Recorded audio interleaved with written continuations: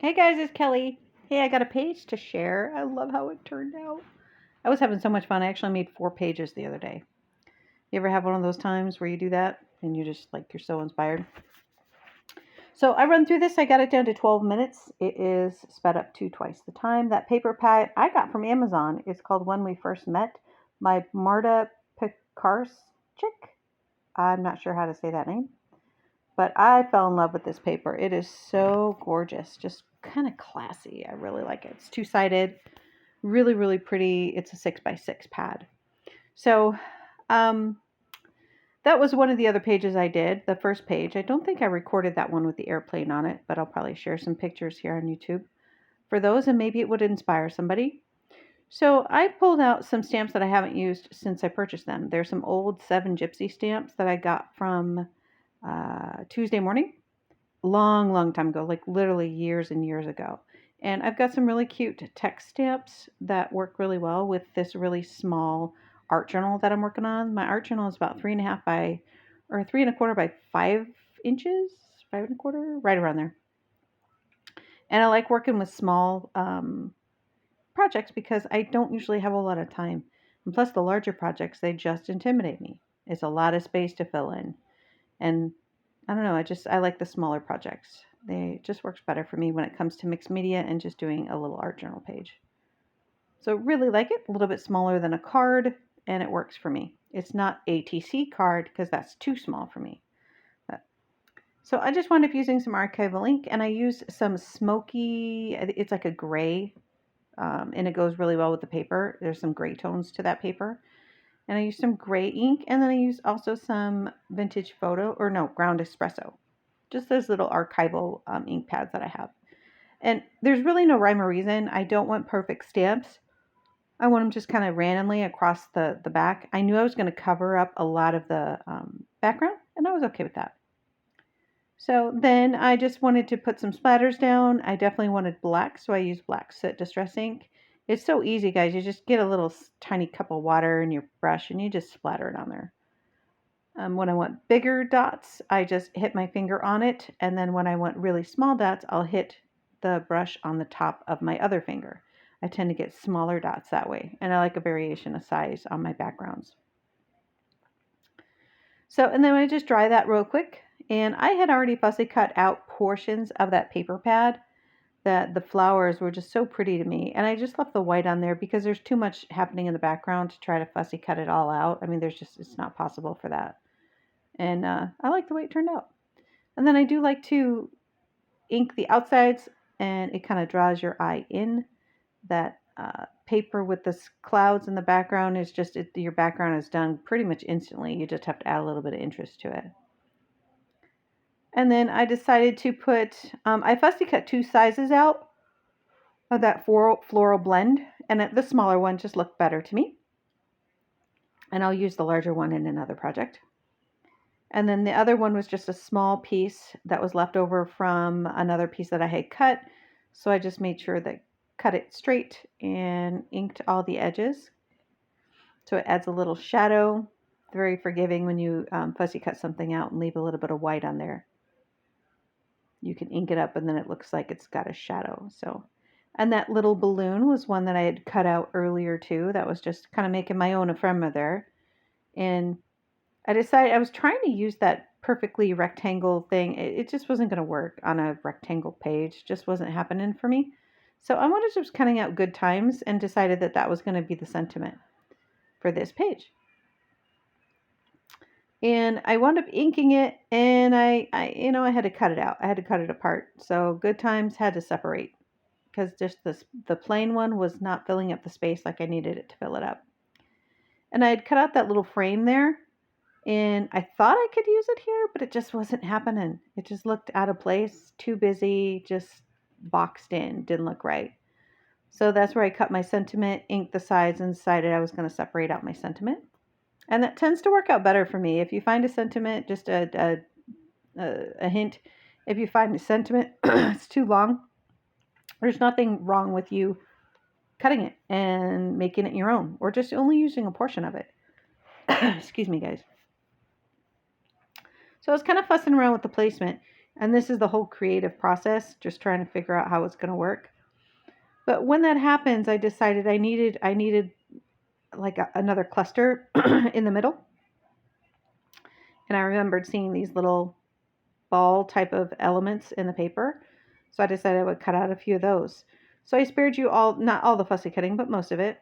Super easy to cut those out, and made a little cluster and thought, you know what, I'll put that behind my sentiment and my little, it's not a balloon, it's a little umbrella or like a parachute. And then I just used one of the corners there to tuck it under and created my own little cluster of, I don't know, abstract elements there with some florals that are already behind it. It's like it's already created for me. That paper is so much fun to play with. It's going to make some beautiful cards too. So then I always like to ink the outsides of all the elements that I cut out before I put them down. And then I just glue. And I don't glue all the way to the ends usually, so I leave room to tuck things underneath. I knew I wasn't going to tuck anything under this one. It was pretty much done for me. But when I put those elements down, I usually leave the edges open so I could tuck things underneath it just to make it more interesting, because I'll usually find something afterwards that goes, it looks a little unfinished. And that's exactly what happened to this page. And I'll show you here in a little bit what I mean. So it looks nice. I got my cluster down, figured out where I'm going to put everything. And I spared you guys all the fussing that I do. If you notice, I only put a little bit of glue on that because I figured I would do some tucking and moving around. So just a little bit of glue on those guys, and then put them where I want them. And although it looked good, I could call it done. There's plenty of interest in the background with the splatters and the text stamping and all that. Plenty of interest in the background, but it just was feeling really incomplete. Once I put the parachute down, it just felt like it was just missing something on the right area and on the bottom.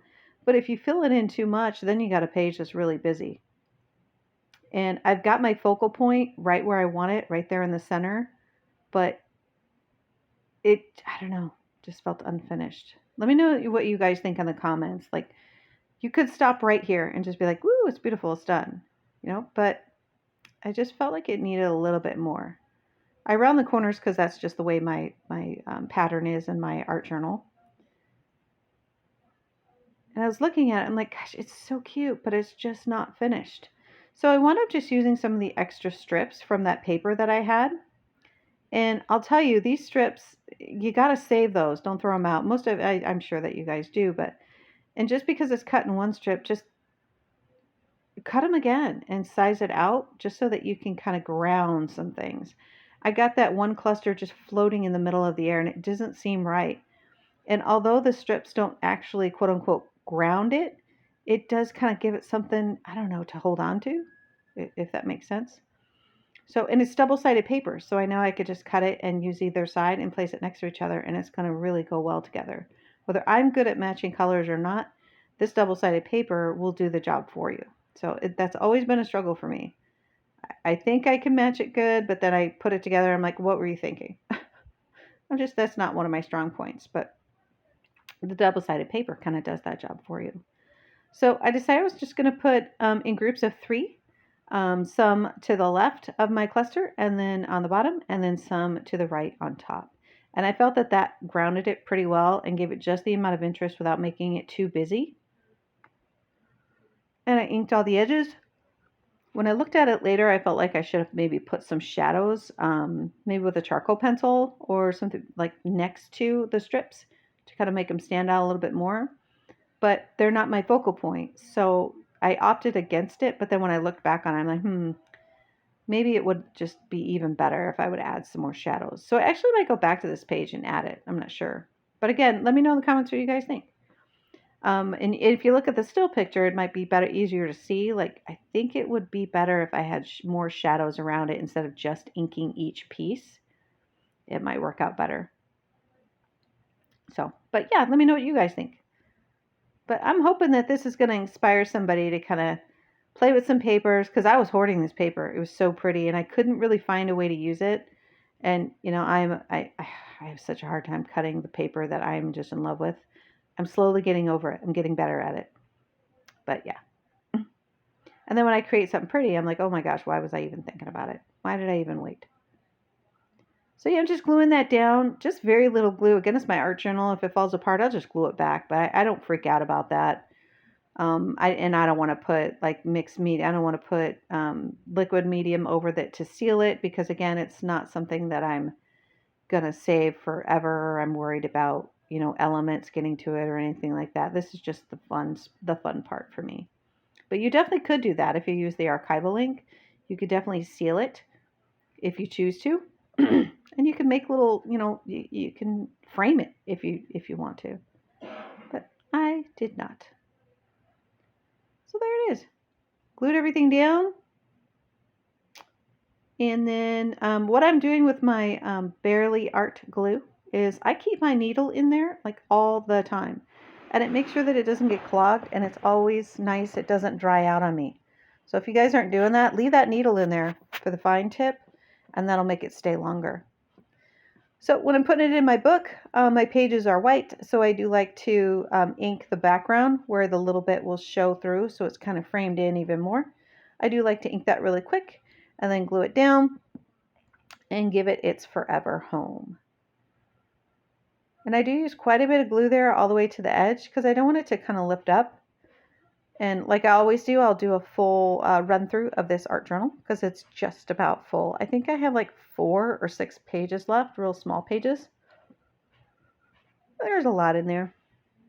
I'm really happy with the pages, most of the pages in there.